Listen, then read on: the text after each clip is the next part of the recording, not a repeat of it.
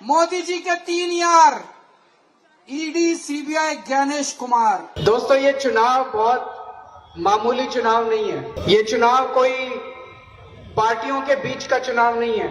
ये चुनाव देश को बचाने का चुनाव है। जब हमारा आजादी का आंदोलन हुआ था तो सबसे ज्यादा कुर्बानी देश को आजाद कराने के लिए, अंग्रेजों से देश को आजाद कराने के लिए सबसे ज्यादा कुर्बानी बंगालियों ने दी थी। 75 साल में सबसे झूठा प्रधानमंत्री अभी है।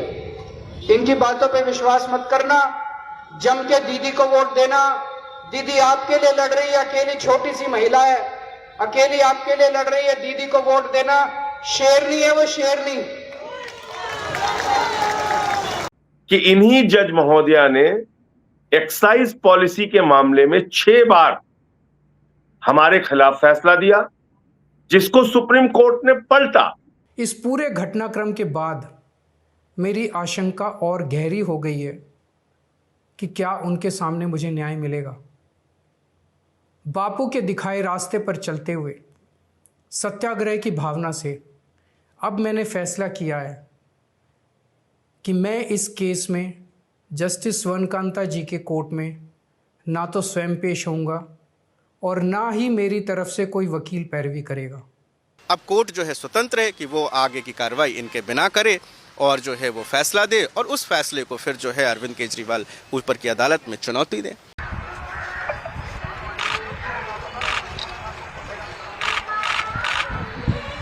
जी हां, अप्रैल खत्म हो गया और मई की शुरुआत है और अप्रैल से केजरीवाल फिर से सक्रिय हो गए। जी, बंगाल से दिल्ली तक सियासत गर्म है। मोदी और बीजेपी पर तेज हमला बोल दिया है केजरीवाल ने।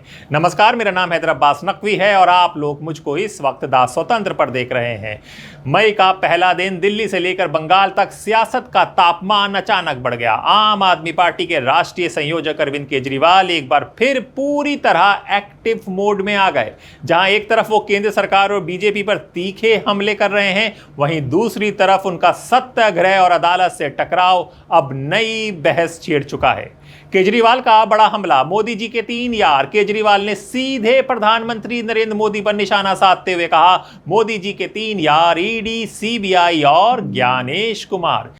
मोदी जी के 3 यार, ईडी, सीबीआई, ज्ञानेश कुमार। इस बयान के बाद राजनीतिक गलियारों में हलचल तेज हो गई है। बीजेपी ने इसे न्यायपालिका और एजेंसियों का अपमान बताया है, तो वहीं आप इसे सिस्टम के दुरुपयोग का आरोप बता रही है। और न्यायपालिका से टकराव अप्रैल में सबसे बड़ी खबर रहा और ऐलान हुआ सत्याग्रह का। दिल्ली शराब नीति केस में केजरीवाल ने बड़ा फैसला लेते हुए, मुझे जस्टिस स्वर्णकांता शर्मा से न्याय की उम्मीद टूट चुकी है, इसलिए मैं उनके सामने पेश नहीं होऊंगा। उन्होंने इसे गांधीवादी सत्याग्रह बताया और कहा कि वो अंतरात्मा की आवाज पर यह कदम उठा रहे हैं। पूरी निष्ठा और विनम्रता के साथ जस्टिस स्वर्णकांता जी के सामने अपनी बात रखी। उन्हें इस केस से अलग होने के लिए याचना की। मैंने आग्रह किया कि मेरा केस हाईकोर्ट के किसी भी अन्य जज द्वारा सुन लिया जाए, लेकिन उन्होंने मेरी प्रार्थना अस्वीकार कर दी। उन्होंने फैसला दिया कि वे अपने आप को इस मामले से अलग नहीं करेंगी और ये केस वो स्वयं ही सुनेंगी। उनके दिए गए इस फैसले से मैं पूरी विनम्रतापूर्वक असहमत हूँ। इस पूरे घटनाक्रम के बाद मेरी आशंका और गहरी हो गई है कि क्या उनके सामने मुझे न्याय मिलेगा। बापू के दिखाए रास्ते पर चलते हुए सत्याग्रह की भावना से अब मैंने फैसला किया है कि मैं इस केस में जस्टिस स्वर्णकांता जी के कोर्ट में ना तो स्वयं पेश होऊंगा और ना ही मेरी तरफ से कोई वकील पैरवी करेगा। जस्टिस स्वर्णकांता जी जो भी फैसला सुनाएंगे, उस पर समय आने पर मेरे जो भी कानूनी अधिकार हैं, जैसे सुप्रीम कोर्ट में चुनौती देना आदि, वो सभी कदम लेने के लिए मैं स्वतंत्र हूँ। ये बात आज मैंने एक पत्र लिखकर जस्टिस स्वर्णकांता जी को भी सूचित कर दिया है। मेरा जस्टिस स्वर्णकांता जी से किसी प्रकार का व्यक्तिगत विरोध नहीं है। यदि भविष्य में भी कभी उनके सामने मेरा कोई अन्य केस लगता है जिसमें मेरे विरोध में बीजेपी, केंद्र सरकार या तुषार मेहता जी नहीं हैं, तो मैं उनके समक्ष जरूर पेश होऊंगा। लेकिन इसी बीच अदालत में हाई वोल्टेज ड्रामा भी देखने को मिला। जस्टिस स्वर्णकांता शर्मा ने सख्त रुख अपनाते हुए कहा, एक मौका और देती हूं और सभी पक्षों को शनिवार तक जवाब दाखिल करने का अंतिम मौका दिया जाएगा। देखिए, अरविंद केजरीवाल जी ने एक लेटर दिया है और उस लेटर में उन्होंने ये कहा है कि जो जस्टिस स्वर्णकांता शर्मा के पास सुनवाई है उसमें वो पार्टिसिपेट नहीं करेंगे। उसमें ना तो वो खुद अपीयर होंगे और ना ही जो है अपने काउंसिल के थ्रू अपीयर होंगे। दरअसल वो ये बात इसलिए कह रहे हैं कि जब उन्होंने रिक्यूजल की एप्लीकेशन फाइल की थी उसमें उन्होंने वो तमाम ग्राउंड्स बताए थे। उनमें उन्होंने बताया था कि किस तरीके से जो माननीय जज हैं उनके जो बच्चे हैं वो तुषार मेहता साहब जो यूनियन ऑफ इंडिया को रिप्रेजेंट करते हैं और सीबीआई को रिप्रेजेंट करते हैं, उनके ऑफिस में काम करते हैं, जो कि एक डायरेक्ट कॉन्फ्लिक्ट ऑफ इंटरेस्ट है। उन्होंने कई ऐसे रीजंस और भी दिए थे जिनको कि कोर्ट के सामने रखा था। तमाम रीजंस को सुनने के बाद कोर्ट ने ये फैसला लिया 20 तारीख को कि यही कोर्ट जो है इस मामले की सुनवाई करेगी और उनकी जो एप्लीकेशन थी उनको डिसमिस कर दिया गया था, अरविंद केजरीवाल जी की एप्लीकेशन को। अब इनके पास या तो ये फिर दोबारा उसी कोर्ट में जाएं और अपनी दलीलें रखें जहां ये कह चुके हैं कि यहाँ पे मुझे नहीं लगता कि मुझे इंसाफ मिलेगा। एक फरियादी कह सकता है कोर्ट में, उसके एप्रीहेंशन है, रीजनेबल एप्रीहेंशन है, वो कह सकता है कोर्ट में जाके मुझे नहीं इंसाफ मिलेगा। जब कोर्ट ने उनके वो सारे एप्रीहेंशन को दरकिनार करते हुए मामला खारिज कर दिया है या रिक्यूजल एप्लीकेशन डिसमिस कर दिया है, तो उन्होंने डिसाइड किया है कि वो अब इस केस में हियरिंग में वो हिस्सा नहीं लेंगे। अब कोर्ट जो है स्वतंत्र है कि वो आगे की कार्रवाई इनके बिना करे और जो है वो फैसला दे और उस फैसले को फिर जो है अरविंद केजरीवाल ऊपर की अदालत में चुनौती दें। यही है इनका सत्याग्रह। आपका आरोप, जज पर उठे सवाल, आपका दावा है कि यह विवाद एक दिन का नहीं है। शराब नीति केस में कई बार आपके खिलाफ फैसले दिए गए जिन्हें बाद में सुप्रीम कोर्ट ने पलटा। पार्टी के नेताओं का आरोप है कि जज की निष्पक्षता पर सवाल है।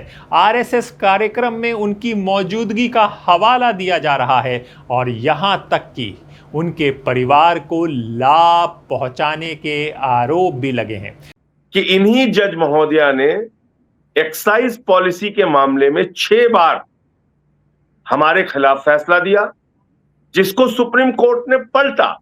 1 बार हो सकता है, 2 बार हो सकता है, 6 बार इन्होंने हमारे खिलाफ एक्साइज पॉलिसी में फैसला दिया और फैसला स्टैंड करता तब भी बात होती।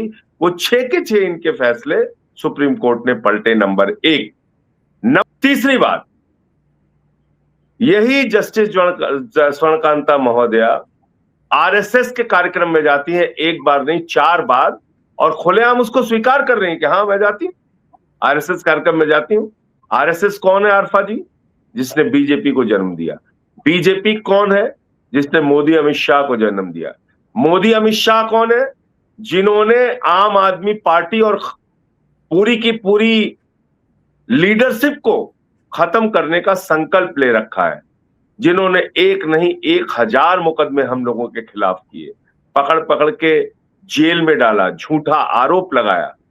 तो आप ऐसी पार्टी जो हमारे पीछे पड़ी हुई है, उसकी मातृ संस्था आरएसएस के कार्यक्रम में जा रही है 4 बार, और आपसे ये हम कैसे उम्मीद कर सकते हैं कि आप हमको न्याय देंगी? संजय जी, ये आपकी बात चौथी और है, अंतिम बात, बस चौथी और अंतिम बात इन जज महोदया के बारे में, बाकी तो और कई पॉइंट्स हैं। जज महोदया के 2 बच्चे हैं जिनको तुषार मेहता जी के माध्यम से केस असाइन होते हैं और उनकी जो आरटीआई के मामले में जानकारी मिली है कि उनकी योग्यता के मुताबिक जितनी उनकी प्रैक्टिस है 4 साल की या जो भी उनका एक्सपीरियंस है, उसके मुताबिक इस देश में तमाम प्रतिष्ठित अच्छे योग्य अधिवक्ता हैं जिनको उतने केसेस असाइन नहीं होते हैं। यानी कि ये कहीं ना कहीं मन में आशंका है कि उनको जानबूझकर अतिरिक्त लाभ सरकारी तौर पर पहुंचाने का प्रयास किया गया और वही तुषार मेहता केजरीवाल के खिलाफ बहस के लिए आएंगे।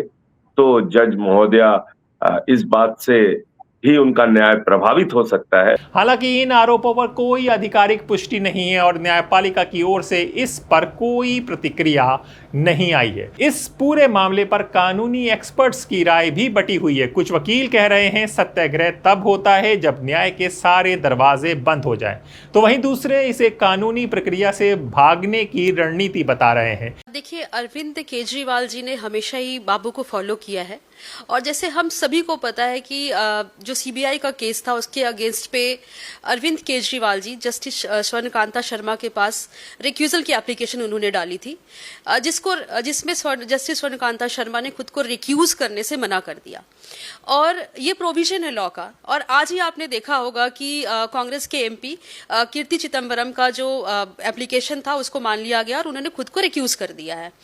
अरविंद केजरीवाल जी का जो एप्रीहेंशन है कॉन्फ्लिक्ट ऑफ इंटरेस्ट का वो बहुत ही सही है, क्योंकि देखिए जस्टिस स्वर्णकांता शर्मा जी के सुपुत्र ईशान शर्मा जी 2017 में उन्होंने लॉ की डिग्री करी।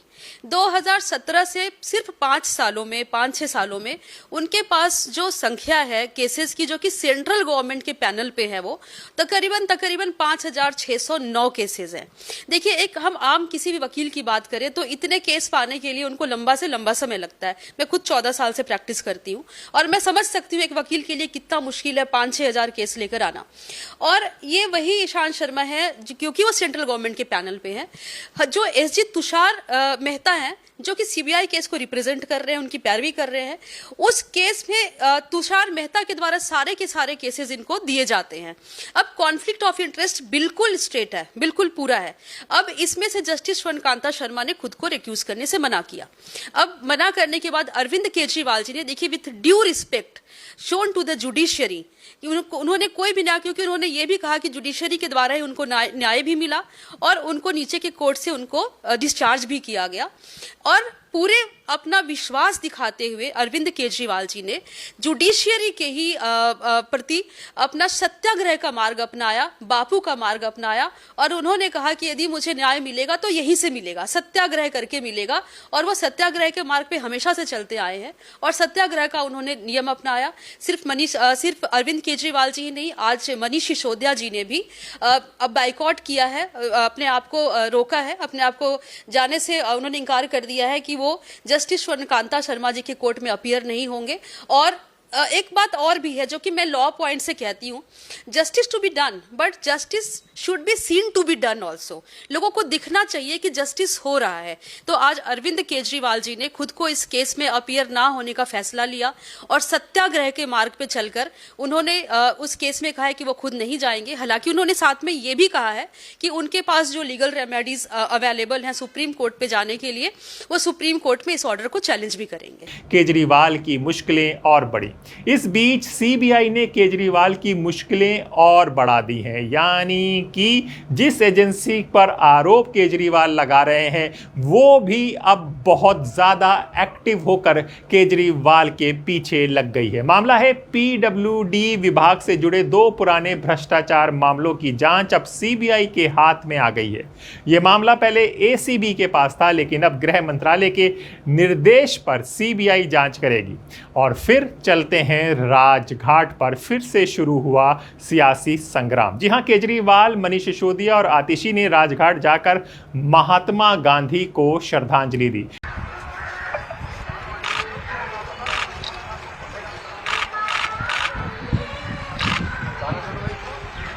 हेलो भाई साहब मोबाइल क्या कर रहे हो?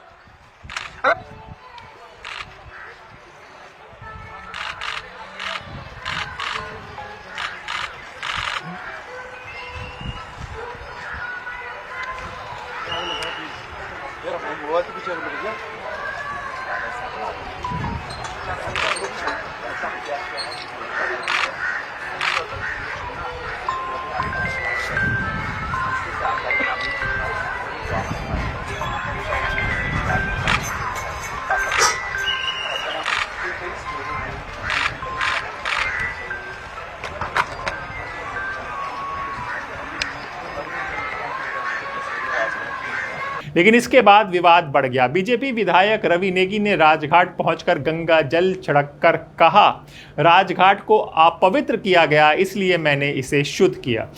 इसलिए पवित्र किया जो भ्रष्टाचार के माफिया, शराब के दलाल मनीष सिसोदिया जी और केजरीवाल जी कल यहाँ पे आए और उन्होंने यहाँ सत्याग्रह करने के लिए कहा।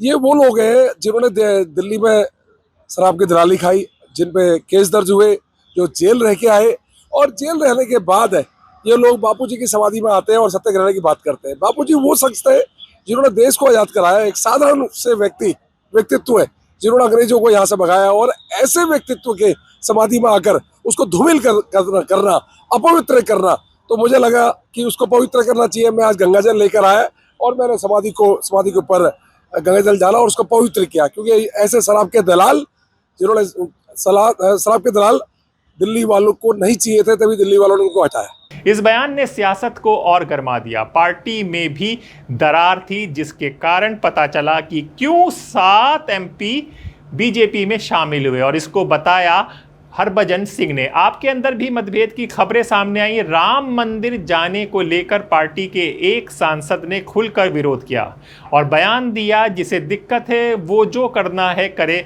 मैं जाऊंगा। इसके बाद उस सांसद ने पार्टी छोड़कर बीजेपी का समर्थन कर दिया। देखिए, कौन क्या कहता है ये बहुत अलग बात है, पर बहुत जो सही बात है वो यही है कि ये मंदिर जो है वो, ये धाम जो है ये बनने जा रहा है। ये हम सबका सौभाग्य है कि हमारे दौर में ये चीजें हो रही हैं और हमें वहां जाना चाहिए, आशीर्वाद लेना चाहिए। और मैं तो यही कहूंगा कि कोई जाए ना जाए, मेरी जो भगवान में आस्था है और जो मेरा एक यकीन है, मैं तो जरूर जाऊंगा। और मैं कोई पार्टी जाए या ना जाए, मैं एक ये अपना मेरा स्टैंड है एज इंडिविजुअल जो बिलीव करता है भगवान में, तो मैं जरूर जाऊंगा। कांग्रेस को जाना है जाए, नहीं जाना है जाए, किसी को भी और जाना हो जाए। किसी को मेरे जाने से दिक्कत है तो वो भी उनको जो करना है वो करे, क्योंकि मैं एक ऐसा इंसान हूं जो मुझे लगता है कि ये भगवान में बिलीव करना है। जो चीजें हो रही हैं मेरे जीवन में, अगर मैं कुछ हूं तो ये उसकी कृपा है और जरूर आशीर्वाद लेने पहुंचूंगा। अब ये बात आप देखिए कि हरभजन भाजपा में चले गए हैं। अब वो बता रहे हैं कि राम मंदिर उनको केजरीवाल ने नहीं जाने दिया, तब की ये बात होगी नहीं। हरभजन सिंह अब चले गए हैं तो अपने आप को क्लियर कर रहे होंगे। वो बीजेपी के फंक्शन में, बीजेपी के इनवाइट में जाने के लिए मना किया गया था, ना कि राम मंदिर जाने के लिए। लेकिन राम मंदिर भावनाओं से जुड़ा मुद्दा है और हरभजन भी अब सियासत सीख गए हैं। लोग अब ये चर्चा करने लगे हैं। दिल्ली के मुद्दों पर भी वार केजरीवाल ने जमकर शुरू कर दिया है। दिल्ली की समस्या को लेकर भी बीजेपी पर हमला बोलना शुरू कर दिया है। उन्होंने अप्रैल के आखिरी दिन एक ट्वीट कर कहा, जनकपुरी समेत कई इलाकों में नालों में सीवर का पानी आ रहा है, लोगों की कोई सुनवाई नहीं हो रही है, और आरोप लगाया 4 इंजन वाली सरकार ने दिल्ली वालों का जीना दूभर कर दिया है। केवल यही नहीं, बंगाल में भी सक्रियता दिखी केजरीवाल की। दिल्ली के साथ साथ केजरीवाल की नज़र अब पश्चिम बंगाल की राजनीति पर भी टिक गई। वहां टीएमसी की रैली में भारी समर्थन देखने को मिला और बीजेपी के खिलाफ विपक्षी एकजुटता का संदेश दिया। दोस्तों, ये चुनाव बहुत मामूली चुनाव नहीं है। ये चुनाव कोई पार्टियों के बीच का चुनाव नहीं है। ये चुनाव देश को बचाने का चुनाव है। ये चुनाव जनतंत्र को बचाने का चुनाव है, डेमोक्रेसी को बचाने का चुनाव है। इसलिए मैं दिल्ली से आया हूं। आप लोग, बंगाल के लोग जो लड़ाई लड़ रहे हैं, जिस तरह से आप मोदी और अमित शाह की तानाशाही के खिलाफ देश को बचाने की लड़ाई लड़ रहे हैं, पूरा देश आपको देख रहा है। पूरे देश में बंगाल के चुनाव की चर्चा हो रही है। दिल्ली में हम लोग खूब चर्चा करते हैं, दिल्ली के लोग, बंबई के लोग, पूरे महाराष्ट्र, गुजरात, सब जगह बंगाल की चर्चा हो रही है। क्यों? जब हमारा आजादी का आंदोलन हुआ था तो सबसे ज्यादा कुर्बानी देश को आजाद कराने के लिए, अंग्रेजों से देश को आजाद कराने के लिए सबसे ज्यादा कुर्बानी बंगालियों ने दी थी। सुभाष चंद्र बोस, खुदीराम बोस, लाखों युवाओं ने अपना कॉलेज छोड़ दिया, पढ़ाई छोड़ दी, आजादी के आंदोलन में कूद गए, अपनी जान की बाजी लगा दी, फांसी चढ़ गए। आज उस आजादी को बचाने की काम कर रहे हैं आप लोग, उस आजादी को बचाने की लड़ाई आप लोग लड़ रहे हैं। जो आजादी सुभाष चंद्र बोस ने दिलाई थी, जो आजादी खुदीराम बोस ने दिलाई थी, आज वो आजादी खतरे में है। उस आजादी को बचाने की लड़ाई आप लड़ रहे हैं। नरेंद्र मोदी और अमित शाह ये दोनों डिक्टेटर हो गए हैं। इनको पिछले 12 साल में हमारे देश के लोगों ने इतना वोट दिया, इतना वोट दिया, इतनी मेजॉरिटी दी इनको। अगर ये चाहते तो देश के लिए क्या नहीं कर सकते थे। देश बदल सकते थे ये लोग, गरीबी खत्म कर सकते थे देश में, पूरे देश में इतना अच्छा इंफ्रास्ट्रक्चर कर सकते थे, गरीबी दूर कर सकते थे, सब कुछ। इन्होंने क्या किया? केवल और केवल नफरत फैलाने का काम किया, केवल और केवल लोगों को बांटने का काम किया। जम के करप्शन किया इन दोनों ने मिलके, खूब करप्शन किया इन दोनों ने मिलके, लूट लिया दोनों ने मिलके देश को। अब लोग इनसे नफरत करते हैं, केवल बंगाल के लोग नहीं, पूरे देश के लोग इनसे नफरत करते हैं। आप सोशल मीडिया उठा के देख लीजिए, फेसबुक, इंस्टाग्राम, ट्विटर, यूट्यूब, कोई उठा के देख लीजिए आप। इतनी गालियां पड़ती हैं मोदी जी को, इतनी गालियां पड़ती हैं। मोदी जी कोई ट्वीट करते हैं, उसके नीचे आप कमेंट्स पढ़िए लोगों के, इतनी गालियां देते हैं लोग, इतनी गालियां देते हैं। मुझे नहीं लगता कोई भी देश का प्रधानमंत्री इतना अनपॉपुलर होता है। बहुत अनपॉपुलर हो गए हैं ये लोग। रोज ट्रंप हमारे देश को गाली देता है, रोज ट्रंप मोदी जी को गाली देता है। मोदी जी की हिम्मत नहीं है कि ट्रंप के खिलाफ एक शब्द बोल दें। मोदी जी की हिम्मत नहीं है ट्रंप के खिलाफ एक शब्द बोल। इतना कायर प्रधानमंत्री 75 साल में हमारे देश में कभी नहीं आया जितने कायर मोदी जी हैं, कभी नहीं आया। अरे कुछ तो बोलो उनके खिलाफ। अभी 2 दिन पहले ट्रंप ने कहा इंडिया नरक के समान है। ईरान ने उसके खिलाफ बोला, ट्रंप के खिलाफ, कि आप इंडिया को ऐसे नहीं बोल सकते। ईरान वालों ने बोला, मोदी जी के मुंह से एक शब्द नहीं निकला।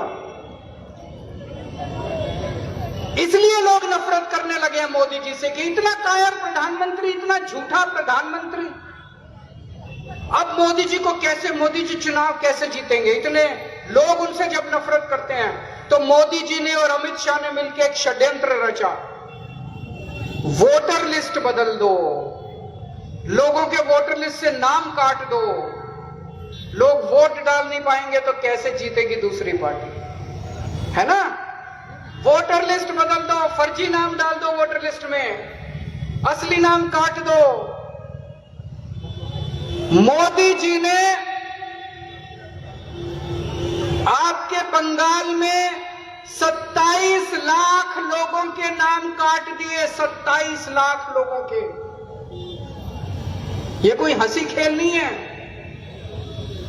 इसके लिए थोड़ी सुभाष चंद्र बोस शहीद हुए थे, इसके लिए थोड़ी लोगों ने लड़ाई लड़ी थी कि एक ऐसा टाइम आएगा कि पूरा जनतंत्र वोटर लिस्ट खत्म कर दे। अरे वोटर लिस्ट ही नहीं बचेगी तो चुनाव कैसे होंगे? 27 लाख लोग वोट कैसे डालेंगे? मैं तो दिल्ली में रहता हूं, अखबार में पढ़ता हूं। अखबार में मैंने पढ़ा 93 लाख, अभी 27 लाख लॉजिकल डिस्क्रिपेंसी में ट्रिब्यूनल में पड़ा हुआ है।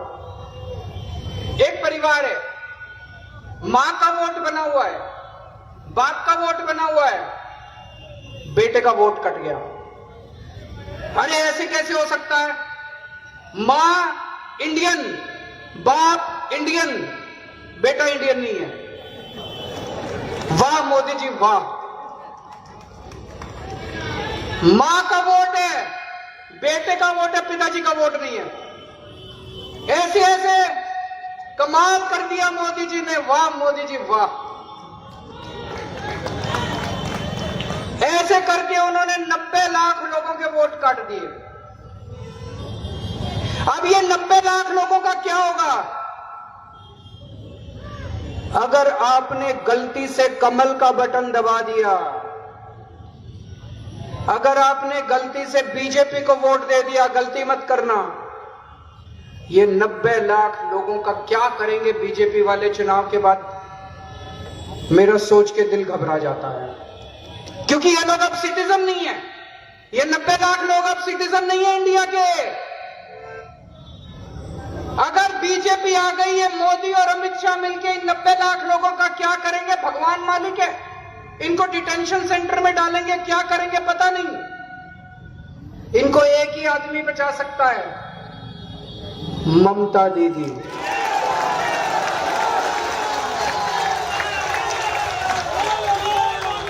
इनको केवल ममता दीदी बचा सकती है। ममता दीदी इतनी मेहनत कर रही है, छोटी सी महिला है, इतनी सी मेरे यहां तक आती है, पतली सी महिला है, लेकिन जब सड़क पे चलती है अर्थक्वेक आ जाता है, अर्थक्वेक आ जाता है, भूचाल आ जाता है। मोदी जी का सिंहासन डोलने लग जाता है जब ममता दीदी जब सड़क पे चलती है, उधर मोदी जी की कुर्सी हिलती है। हिलती है कि नहीं हिलती? तो दोस्तों, ये जो 90 लाख लोग हैं जिनके वोट काटे गए हैं, चुनाव के बाद इनको राशन कार्ड का अधिकार खत्म हो जाएगा, सरकार से मिलने वाली सुविधाएं खत्म हो जाएंगी, इनका बहुत बुरा हाल होने वाला है। अगर ममता दीदी जीतेंगी तो इन 90 लाख लोगों को वापस सिटीजन बनाएंगी, इनको वापस अपना अधिकार दिलाएंगे, है कि नहीं है? इन 90 लाख लोगों से मेरी अपील है, कल शाम को 5 बजे कैंपेन खत्म हो जाएगा। परसों छुट्टी है, 2 दिन बचे हैं। 2 दिन के अंदर सबको जिम्मेदारी लेनी है। इन 90 लाख लोगों को वॉलंटियर बनके, ममता दीदी का वॉलंटियर बनके काम करना है, चुपचाप अंदर ही अंदर, शोर नहीं करना, अंदर ही अंदर काम करना है। अपनी अपनी गली में घर घर में जाना है, अपने अपने मोहल्ले में घर घर में जाना है और सब लोगों को बोलना है कि ममता दीदी को वोट करो, ममता दीदी को वोट करो। वोट दिलवाने का काम करना है, बीजेपी को हराना है, देश को बचाना है। और इन्होंने पता नहीं कितने फर्जी वोट बनवा दिए, 90 लाख वोट कटवा दिए और बहुत सारे लाखों वोट फर्जी बनवा दिए। पूरे देश भर से ट्रेन भर भर के ला रहे हैं। ये तो कब्जा कर रहे हैं बंगाल के ऊपर, फर्जी वोटों के बेसिस पे जीतना चाहते हैं। तो दोस्तों, मोदी जी इस तरह से जीतना चाहते हैं। मोदी जी के 3 यार, सीबीआई, ईडी, ज्ञानेश कुमार। मैं उनसे पूछना चाहता हूं, बंगाल की जनता पूछना चाहती है मोदी जी से, ये सब करने के बाद भी ED, CBI, Gyanesh Kumar, election commission,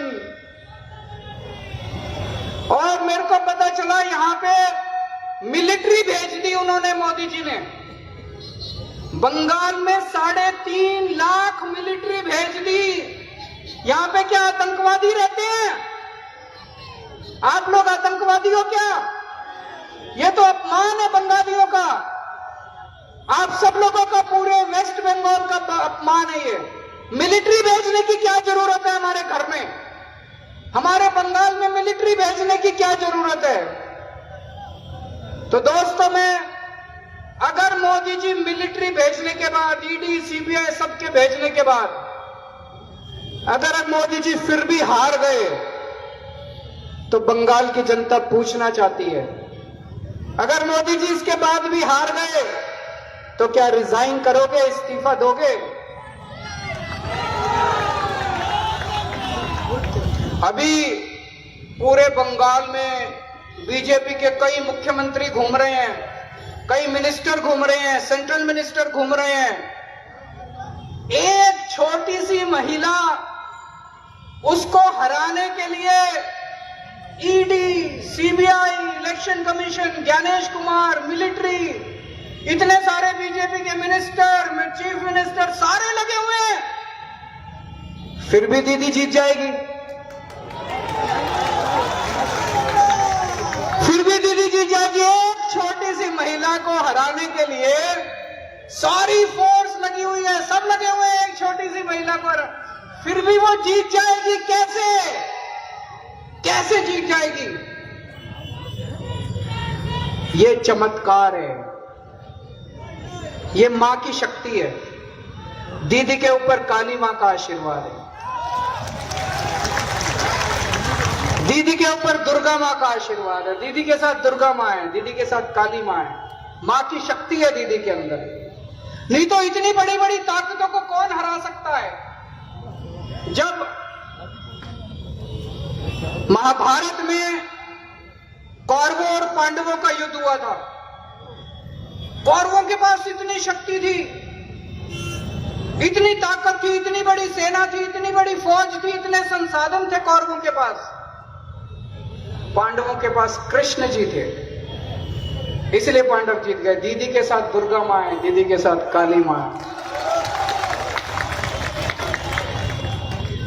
और मैं एक चीज आप लोगों को बताना चाहता हूं,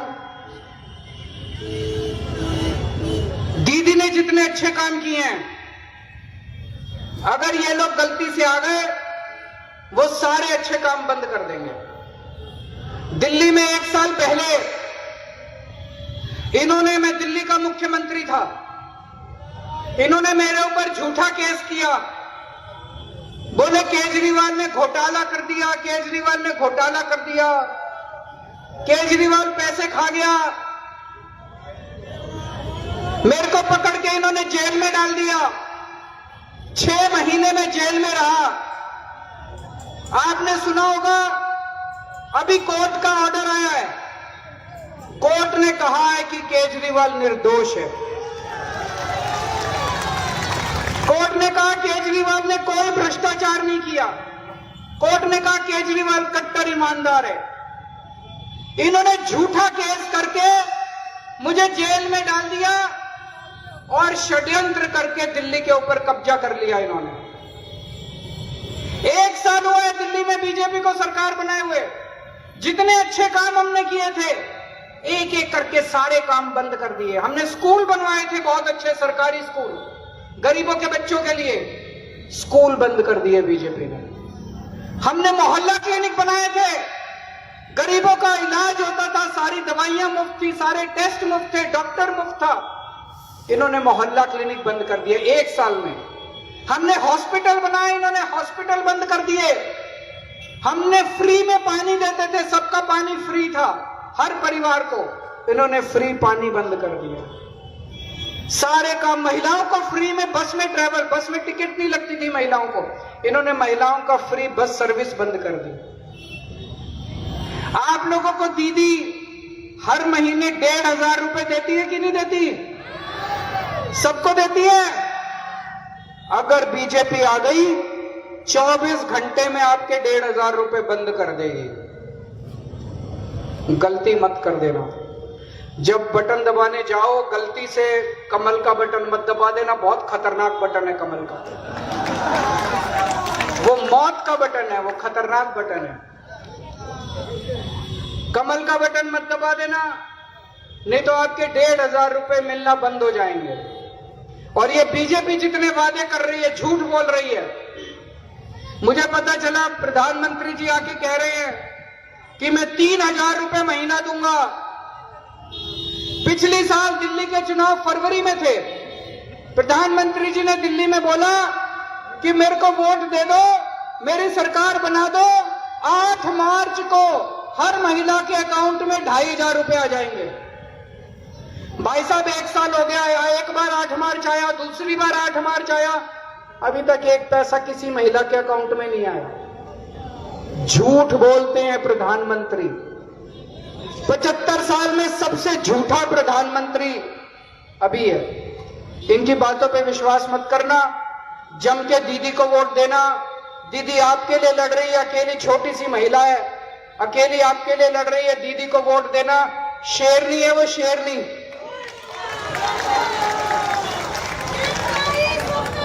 वोट डालने जरूर जाना। यहां से देबाशीष कुमार जी खड़े हो रहे हैं चुनाव के लिए। अरुण विश्वास जी है, इनको वोट देके जबरदस्त जिताना है, भारी बहुमत से जिताना है। भारत माता की। नतीजा कुछ भी हो बंगाल का, लेकिन केजरीवाल ममता दीदी के साथ दिखे। कुल मिलाकर केजरीवाल एक बार फिर आक्रामक राजनीति के केंद्र में है, जिसके लिए केजरीवाल जाने जाते थे। एक तरफ अदालत से टकराव, दूसरी तरफ एजेंसियों की जांच और तीसरी तरफ बीजेपी पर सीधा हमला।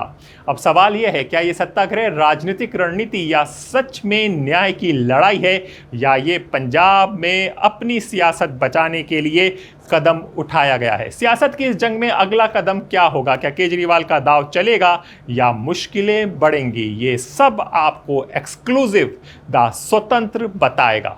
नमस्कार।